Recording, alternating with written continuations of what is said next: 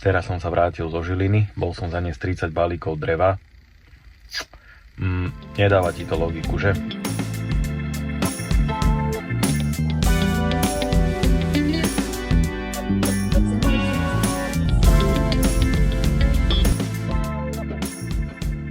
Takže ako si videl, dedinka blízko Žiliny a teraz, že prečo sa tam viezlo drevo z Nitry. Zákaznička mi to veľmi rýchlo vysvetlila. Do Google si dala suché búkové drevo, vyhodilo jej niekoľko firiem na Slovensku, najbližšie mala firmu niekde z Oravy, objednala tam, prišli chlapci, otvorili korbu auta a na korbe už bolo na prvý pohľad plesnivé drevo, takže rozhodla sa to drevo ani neprebrať. Následným telefonátom z tej firmy, ktorí jej takéto drevo doniesli, sa jeho pokúsili predať ešte raz.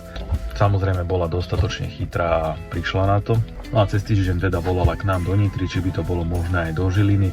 Vysvetlil som, že možné to je, akurát treba počítať s vyššími nákladmi na cestu. Napriek tomu, že cesta tam naspäť bola cez 300 km, tak sa rozhodla pre nás a v podstate tak, ako skonštatovala, keď som došiel, vidím, že všetko je presne tak, ako máte v katalógu, respektíve na web stránke. Na mieste sme drevo skontrolovali vlhkomerom, aby mala istotu, že sme donesli naozaj suché drevo. Drevo som jej uložil pod prístrešok. Spomínala, že samozrejme drevo si vie kúpiť priamo aj v dedine, ale nejaké peniaze treba dať lesníkom, pochopiteľne za drevo, nejaké peniaze chlapcom, ktorí to napília na štiepu.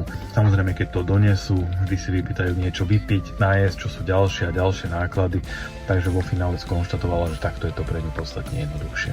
Bol to možno 10 km za tou dedinkou, kedy mi prišla znova ešte ďakovná SMS-ka. Takže ďakujem za dôveru aj ja.